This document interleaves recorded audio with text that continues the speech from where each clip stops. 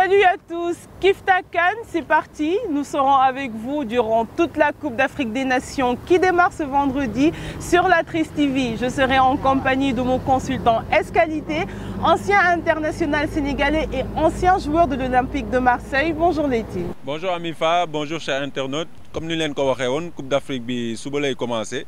C'est parti pour la fête du football africain. Donc dinañ waxtaan ak yéen ci match yëpp aussi bien tactiquement que techniquement. Génneel leen ay profil joueurs, donc waxtaan en profondeur ci match yëpp. Comme tu l'as si bien dit, c'est ce vendredi que démarre la grande messe du football africain. Et aujourd'hui, nous vous présenterons la composition des 3 premières poules. Nous commencerons bien sûr par le groupe A, l'Égypte, le pays hôte qui accueille la RDC, l'Ouganda et le Zimbabwe. Effectivement, l'Égypte, qui on peut dire est dans une poule, on va dire confortable. Oui, l'Égypte qui est d'ailleurs favorite de sa poule. Elle est 58e du classement FIFA et elle a participé 22 fois à une Coupe d'Afrique des Nations et c'est la plus titrée. Elle a remporté 7 fois la Coupe d'Afrique des Nations. Ouais, ils ont déjà goûté, donc attente bi dina bari. Donc qui dit attente dit pression. Donc voilà, léegi dinañ xaar nag pour xool ñoom naka la ñuy gérer pression boobu. Mun na nekk avantage comme mun na nekk inconvénient. Mais loo xalaat ci poule boobu. Poule bu disputé la comme poule yëpp. Parce que en Coupe d'Afrique on le sait équipe yi ni leen di annoncé sur le papier ak ni ñuy comporté woo en général dafay am différence. Donc voilà, dañuy xaar pour xool premier match yi lan lay joxe déjà pour que voilà après ñu mun a détailler les matchs voilà. Un de leurs points forts, c'est Mohamed Salah, un attaquant de classe mondiale. Ouais, qui sera un atout effectivement de qualité. Donc voilà, on sait que c'est un très grand joueur. Ak saison bi mu def yëpp en demi-teinte et il a réussi à faire gagner Liverpool quand même. Donc voilà, Égypte dinañ miser sur Salah pour que voilà mu gagne leen coupe bi. Après, le fait qu'il joue à domicile, ça peut constituer une pression médiatique et populaire, pas forcément évidente à gérer. Mais ils ont Salah, c'est un point fort. Que penses-tu qu'il pourra apporter à cette équipe pour cette édition? Son savoir-faire. Salah, c'est un super grand joueur. On le connaît maintenant au niveau mondial. Donc voilà, sera l'atout numéro 1 de l'Égypte. Donc ils vont tout miser et lui il le sait, c'est un grand joueur. On le disait tantôt, étant l'une des équipes les plus titrées de ce continent, est-ce que tu penses que l'Égypte aura ses chances cette année? Bien sûr, l'Égypte, on va dire, c'est l'équipe favorite. Hein. C'est chez eux, ils ont déjà goûté. Donc voilà, toutes les conditions seront réunies pour que nous def Coupe d'Afrique bu mag pour gagner quoi. On verra ça. En attendant, on va passer au challenger, la RDC, qui est 49e au classement FIFA et qui a été vainqueur 2 fois en 1968 et en 1974. Est-ce que c'est quelque chose? Non, lol fekkee wu ma ko xanaa ma vérifier ci archive mais non lol fekkee wu ma ko. La RDC, sa qualification n'était pas évidente. Elle a dû attendre à la toute dernière journée pour assurer sa qualification sur une victoire contre le Libéria sur 1-0. Ouais. Par contre, elle a été médaillée de bronze en 2015 et quart de finaliste il y a 2 ans. Mais Anibi, tu penses que la RDC, elle pourra faire mieux que les années précédentes ou alors? RDC, ils ont toujours eu des difficultés contre les grandes équipes. Donc voilà, ça veut rien dire en même temps. Tu sais, si vous faites que nous avons aussi que Sénégal doit gagner la Coupe d'Afrique. Mais voilà, dinañ xool ñoom lan la ñu andi par rapport ak année bi 2019 en CAN. Même chose que l'Égypte. Aussi, ils ont un atout offensif, le numéro 1, il s'appelle Cédric Bakambu. Ouais, un joueur très rapide. Offensivement, c'est le atout, on va dire. Donc, moom aussi, moom laa xalaat ne RDC si moom la ñuy basé wu pour cette organisation. Mais même question pour ça, que penses-tu que dina mën a indi si équipe B pour CAN bi année bi? Vous savez, si équipe yëpp au monde, on va dire dafay am joueur boo xam ne bon si autour de lui la ñuy defaree équipe bi la ñuy tegee sax ay ambition. Voilà, donc Bakambu tey moom moo nekk Congo. Il était en Chine dans une... C'est vrai que son passage en Chine, on l'a un peu oublié. Mais bon, il reste là, il reste offensif. Il reste l'atout de la RDC. Le Zimbabwe, l'outsider de ce groupe A, 109e au classement FIFA. Ouais. Ils n'ont jamais dépassé le premier tour, que ce soit en 2004, en 2006 et en 2017. Ouais. À Nibi, ce sera leur but, leur challenge. Au moins, dépasser le premier tour. Ouais. En tout cas, s'ils sont là, c'est qu'ils ont eu beaucoup de mérite. Si nous regardons 5 matchs éliminatoires, sur 6 matchs, ils ont encaissé qu'un but. Donc défensivement, ils sont très solides. Donc voilà, il faudra les attendre hein, dans cette poule où ce sera très disputé, on va dire. Ouais. Après, ils ont un joueur très redoutable, Knowledge Moussona. Moussona, lui ouais, aussi, connaît, ouais, exactement, ouais. L'une des pièces maîtresses aussi de cette équipe.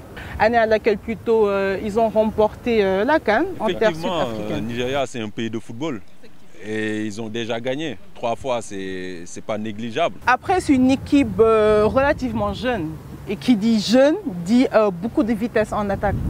Effectivement, qui dit jeune dit physique, dit voilà insouciance, donc voilà, mais bon. La Coupe d'Afrique, c'est une compétition aussi où on aura besoin d'expérience. Donc j'espère que ce ne sera pas un inconvénient pour eux. Bon aspect le monde indi ci équipe B. Il va amener ce qu'il sait faire. Nabil, il joue à Liverpool, on va dire un des plus grands clubs du monde en ce moment. Premier Guinéen, si je ne me trompe pas, à avoir gagné la Ligue des Champions. Il faut venir avec envie de prouver à son pays que voilà, c'est lui en ce moment. Donc ce sera un vrai atout pour la Guinée. En plus, il sera accompagné avec l'autre Diawara et Camara. Si nous arrivons à gérer ce que c'est un point fort, c'est-à-dire au milieu, nous avons un trio, nous sommes au meilleur niveau et ils peuvent aller loin. Le premier petit poussé de cette poule B, ouais. Le Burundi, 134e au classement FIFA, première participation. Ouais. On l'attend de quel côté? Que pour un bon résultat, les Indiens, est-ce que tu as gagné ce premier tour? Ce sera une première quand même. Hein? Oui, mais il faut le danger compétition. Compétition, tu as fier aussi carrément à 100% sur le passé. Tu vois. Sénégal, tu as gagné la Coupe d'Afrique. Donc voilà, s'ils sont là, c'est qu'ils ont fait un gros travail pour être là. Les Burundais, ils ont terminé avec 10 points, deuxième de leur poule. Ils sont juste derrière le Mali, 14 points, il y a 4 points d'écart entre nous quand même. Sortis invaincus des éliminatoires. Alors, ils ont une attaque efficace. Ils marquent beaucoup de buts. Ils en encaissent beaucoup aussi. Oui. Donc, s'ils arrivent à gérer ce problème, c'est qu'ils sont une équipe voilà, après, très compétitive. En tant que petit poussé, leur manque d'expérience, n'est que une faiblesse. Waouh, si Cannes tu auras besoin de ça, c'est indéniable. Il marque beaucoup de buts en club, mais en sélection, je ne sais pas encore. On lui dit que ce sera une bonne occasion de le découvrir, que ce soit pour nous et aussi pour nos internautes. Alors, et si on passait au deuxième petit poussé qui est le Madagascar, lui aussi, première participation, 108e au classement FIFA. Ouais, ce sera une découverte. Madagascar a réussi l'exploit de se qualifier pour la CAN dès la 4e journée. Football, à mon tour logique. On doit jouer pour gagner. Si on joue, on peut gagner. Donc voilà, et sur le papier, tout ça, c'était avant. Hein. Bien sûr. Ouais, maintenant, les matchs, il faut les jouer pour les gagner. Bien sûr. Donc il faut attendre toutes les équipes dans cette CAN. Moi, en tout cas, je pense que ce sera une très très bonne CAN. On l'espère, c'est ce qu'on espère en tout cas. Alors, pour le calendrier de ce groupe B, nous aurons le Nigeria qui affrontera le Burundi le samedi 22 juin à 19 h à Alexandrie. Dans la même journée, mais à 22 h, il y aura la Guinée contre Madagascar. Gros match aussi, je suis pressée de ce match. Ben oui, pour la deuxième journée, Nigeria-Guinée, le choc de cette poule, ouais. À mon avis. Je ne sais pas ce que tu en penses. Très bon match. Ben, pour un match d'ouverture, nous allons permettre nous avons une idée. Le match de la deuxième journée, premier match de la deuxième journée. Ouais, ils pourront se référer sur ce match pour savoir voilà, s'ils sont s'ils sont armés pour aller au bout ou pas. Juste après, il y aura Madagascar-Burundi, toujours à 16h30 à Alexandrie. Et enfin, pour la troisième journée, nous aurons le Madagascar contre le Nigeria à 18h à Alexandrie et le Burundi contre la Guinée. Ici, on va passer au groupe C. Sénégal, Algérie, Kenya, Tanzanie. Comme d'habitude, le Sénégal est favori de sa poule. Mais est-ce qu'on a le droit de dire que le Sénégal est favori alors qu'on n'a jamais remporté de titre? Bien vrai qu'on est 24e première équipe africaine, 24e classement FIFA. Notre meilleur résultat à la CAN, c'était en 2002. On a été finaliste, on était à ça de gagner la coupe. Ouais, et pourtant, on dit toujours qu'on est favori. Oui, mais voilà, on dira, dañuy wax ne que Sénégal, comme dans toutes les compétitions INIDEM, on aura notre mot à dire. Maintenant, il faudra voir si attentif dinañ répondre présent. Mais on sait que voilà, on ne peut pas nous considérer comme des favoris. Si conférence de presse, en tout cas, à Lucie on n'est pas favori, on est challenger. Il a raison, parce que tu n'as jamais rien gagné. C'est vrai, mais pourtant, sur une équipe, on a l'un des plus bons effectifs en Afrique. Ça ne veut plus rien dire en ce moment. Comme je te dis, les matchs, il faut les jouer pour les gagner. Donc, en tout cas, nos joueurs en club, ils excellent, on voit le résultat. Si c'est ça, on dort tranquille. On va dormir sur nos lauriers. Mais bon, espérons que attente yëpp dinañ am pour que voilà, pour enfin nous gagner Coupe d'Afrique bi ñu xam ne daf ñuy fuir depuis le temps. Alors Sadio Mané, bon, c'est notre star parce qu'il a gagné la Ligue des Champions. Il a aussi été co-meilleur buteur de la saison, mais on ne va pas juste s'appuyer sur lui. On a Kalidou Koulibaly, le chef de la défense. On va s'appuyer sur notre collectif. Effectivement. Moi, c'est ce que je pense en tout cas. Et voilà, sur notre collectif, quand on parle de ça, on parle de Sadio Mané. Parce que quand même, c'est lui qui est le joueur le plus attendu, c'est le joueur voilà, c'est le numéro 1. Donc, moi, je espérer que mu ñëw ak niveau bi mu terminer Liverpool. Donc, ñëw pour andil ñu lolu andil ñu suñu coupe parce que si mom lañuy compter pour mu andil ñu suñu coupe. En tout cas, année bi ñu ngi wax que les lions de la Teranga bi na des Sénégal nañ dem nek ay lions ay gaynde nañ dem yuuxu rugir pour indi coupe bi. Comme toujours hein, Sénégalais fu mu dem ñun xam nañ lolu. Fu ñu dem dañuy représenter dignement suñu drapeau. Après li tax duñu gagner tout le temps, on va dire que c'est la chance hein. C'est la chance. Bon, cumul de cartons aussi, nous on ne peut pas tout mettre sur la chance.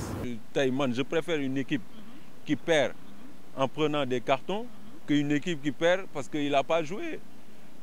L'équipe qui a perdre parce que de jël ay cartons yu bëri kooku da lay wane ne que détermination bi c'était presque excessif. Joueurs yi dañu mouiller le maillot pour que voilà dépasser yenn kii pour jël trop de cartons. Léegi nag loolu dinañu servir peut-être d'expérience pour que si compétition yi nii ñuy ñëw ñu mun a am suñu objectif.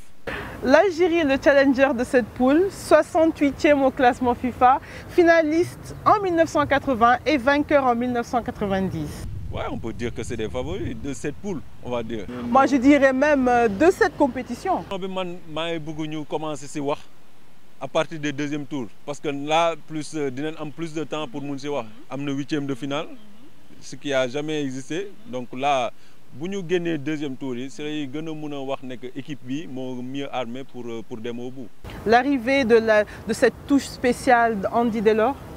Andy, ouais, que premier match, il a déjà marqué un but. Je connais, j'ai joué avec lui.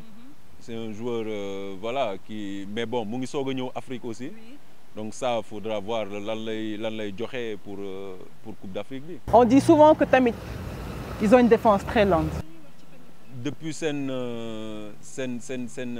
génération, voilà, Karl Benjani que je connais, depuis nous nous raccroché, ni de nous avons du mal à retrouver cette solidité défensive. Donc voilà, ni si éliminatoire, là nous def match suivre mon kononou, mais je sais que l'équipe le bo xamné buñu arriver à gérer l'ol ci ginaaw, ils ont des éléments yo xamné mën nañ dougal but à tous les moments du match. Ils n'ont plus remporté la CAN depuis 1990 et ils comptent sur la vivacité, la créativité, comme tu as dit, d'Andy Delors et de Riyad Mahrez, qui a été récemment sacré champion d'Angleterre avec Manchester City. Après, il faudra voir ce ici en Afrique, parce que l'Afrique, il y a une réalité. Voilà, le football est beaucoup. Donc, j'espère que nous adopter rapidement le football africain pour avoir des qualités. Alors, le premier outsider de cette poule, le Kenya. Ouais. 108e classement FIFA. 5 participations, n'a jamais dépassé le premier tour. Ouais. Ce sera un challenge comme l'équipe de Zimbabwe. Pour cette édition, au moins dépasser le stade du premier tour. Je pense que pour le une surprise, c'est pour le Bob. Parce que Kenya, comme tu l'as dit, Victor Enyama, c'est un très bon joueur. Et puis voilà, Algérie en ce moment a une stabilité avant. Nigeria, depuis 2013, ils ne sont pas revenus en Coupe d'Afrique. Donc il faudra voir comment nous gérer le temps pour repartir sur la CAN. Ouais. Et la Tanzanie, deuxième outsider, 39 ans après, qui retrouve la Coupe d'Afrique des Nations. 39 ans après, 131e au classement FIFA. Deuxième participation. Leur première participation, c'était en 1980. Eux aussi, même problème que le Kenya et le Zimbabwe, ils n'ont jamais dépassé le stade des premiers tours. Guerre, pour le moment, ouais, je pense que il faut que nous nous pour le plus haut. Quoi. Parce que voilà, ils seront très motivés pour franchir les caps des 8e finales. Ouais. Et tous les deux matchs, le 1er juillet à 21h, et nous vous commenterons les matchs sur la 13 TV en compagnie de vos consultants S-Qualité, les Tidjaï. Mais effectivement, ce sera avec plaisir. Donc on vous donne rendez-vous sur 13 TV. Nous allons ces matchs, décortiquer les matchs, nous allons tactiquement, techniquement. Donc gagner le profil du joueur, comme nous l'avons promettré. Donc nous allons ce qu'il faut pour que nous comprenions que le football africain c'est différent des autres footballs. Et puis on espère que le Sénégal va gagner cette coupe.